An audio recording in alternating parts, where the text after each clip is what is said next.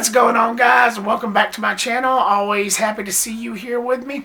And welcome to my review of In the Lost Lands. This is, of course, based off of a short story by George R.R. Martin, the man that brought us many things, most notably the primetime Emmy Award-winning TV series Game of Thrones and its prequel series House of the Dragon. So basically what you have here is this witch who gets hired by this queen of a remaining colony to go out to fetch this precious artifact.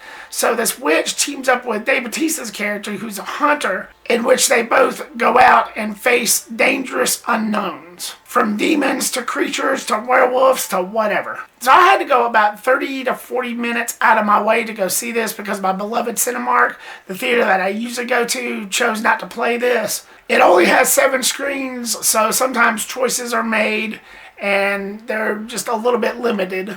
However, I can kind of see, after watching the film, I can kind of see why they chose not to play it. Not that every film that I have seen that my Cinemark has chosen not to play suck, but I can kind of see why this one was not their first choice to play it. But it wasn't like Monster Hunter or the last Resident Evil film. It wasn't to that extent.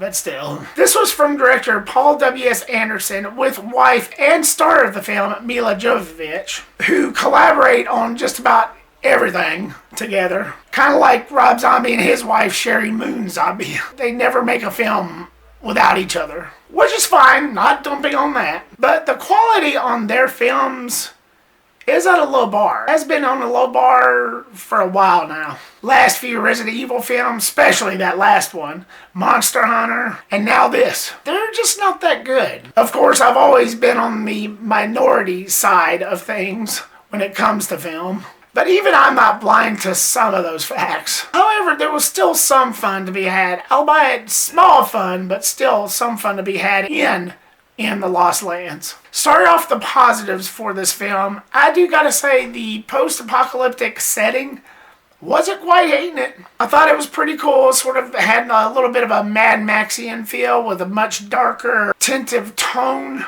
I just liked the backdrop of this desolate planet of just how the world just went to crap just completely. Again, it's sort of like a Mad Maxian vibe, but only much darker. It's as if the world literally went through hell and stayed in hell. Because it literally looked like hell. And plus you have these creatures that actually looked pretty intimidating. They're not practical, they're definitely digital. But I like the way they look. I like the way these creatures, demons, or whatever they were like these post-apocalyptic.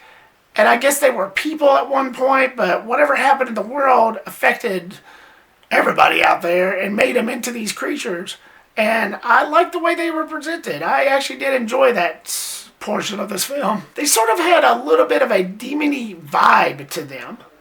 And I quite enjoyed that. And going back to what I said about the post-apocalyptic backdrop, the color palette to this film was different from what a Mad Max film is. Way much darker. It's as if an ash cloud was covering the whole entire earth the whole entire time. Even in the daytime scenes, it just looked very gloomy, very surreal. And I really did appreciate that. And as bad as this film was, there's no denying that I really did enjoy those aspects. I really did enjoy the way the film was photographed and just its color tones and its gloominess and everything. I really did enjoy that. Now on to the things that didn't work for me. No matter what I say next, no matter how harsh I get, no matter how bad I come off with these next few segments, that doesn't take away from the fact that I did enjoy this. I did have a glimmer of enjoyment with this film.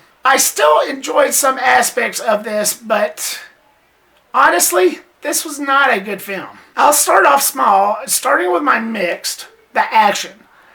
I did feel like that it was a little bit more balanced. What worked for me is comparing to some of Paul W.S. Anderson's other directed films, especially with Resident Evil: The Final Chapter. It didn't feel as choppy or as flashy, though there was some portions of this film that kind of looked like it was going back into that trend. You had one action scene that looked a little flashy, looked a little choppy. It was cut a certain way to where you couldn't quite tell what was going on, which is kind of the norm, sadly, for Paul W.S. Anderson, especially with his last few films. But there was other segments of this to where the action actually did work. It actually felt a little more balanced, a little more cared for. It didn't feel as choppy. Now, I'm not saying the whole entire film was like that, but it did feel like that unbalanced portion from his last few films was creeping up there, but at least it was a little more balanced in this. And it still wasn't bad. Still wasn't bad. But it was still there in some portions. That fast-paced and that what the hell was going on moments. Now moving on to the negatives. This film was bad. It was not good. I could definitely tell why my theater chose not to play it, aside the fact that it only has 7 screens and plus the fact that I live in a small town. The film fell short on several levels. The quality, like with several other Anderson-directed films, was low. Is low. The characters was lackluster. I didn't care about a single one of them. There's no character build-up, none whatsoever. First of all, let me get into Milla Jovovich. She can't act. I know I'm slow when it came to this, but it took me until this film to realize she can't act. Just like Sherry Moon Zombie, no. I fully admit that ever since her early Resident Evil days, which actually she wasn't all that bad in, but as time marches on, not so much. I'm sorry, but I just can't ignore that. She can't act. She was a little bit abysmal, and no. And as far as Dave Bautista goes, this really saddens me because I like him in just about everything that he plays in, but in this, nothing. I felt nothing. There was nothing there that even remotely interested me. There was nothing here that merit any sort of excitement. And there was one segment where I thought that they were getting into a little bit of his life story, but then they turned it into a joke. And I'm like, seriously, dude, that would have been a good, character build-up for you. At least enough for us to give a shit about you. But you decided to go around and make a joke about it and say, oh, that's not me. I don't cry and this and that. Which is not a spoiler. That's just a tiny, minute detail.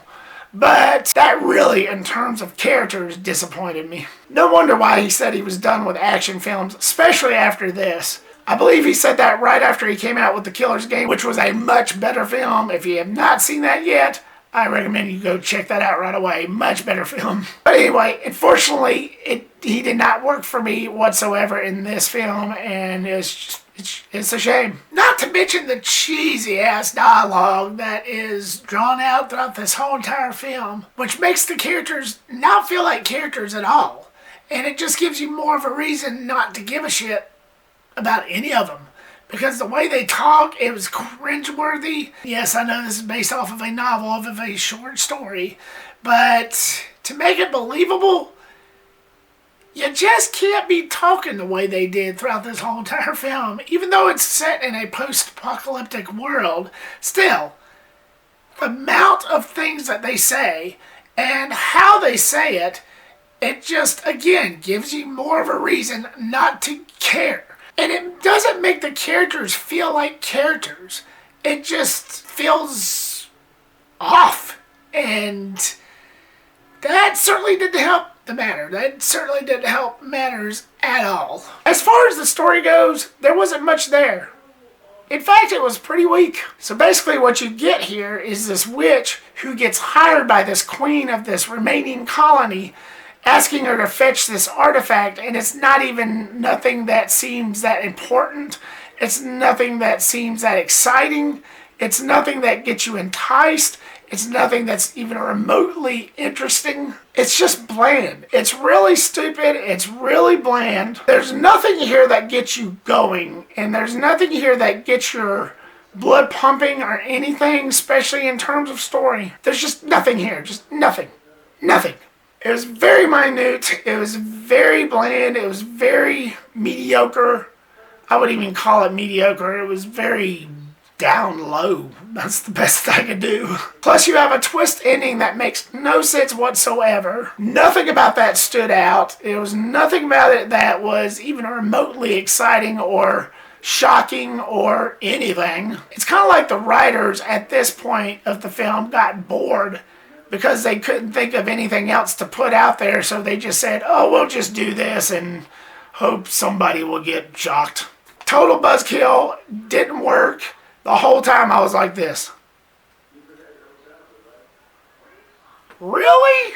So to sum this all up, despite the little positives I had with this was just not a good film. This was not a good movie. Though it did balance some things out compared to other Anderson-directed films, it still failed on so many levels, which is why I was caught off guard.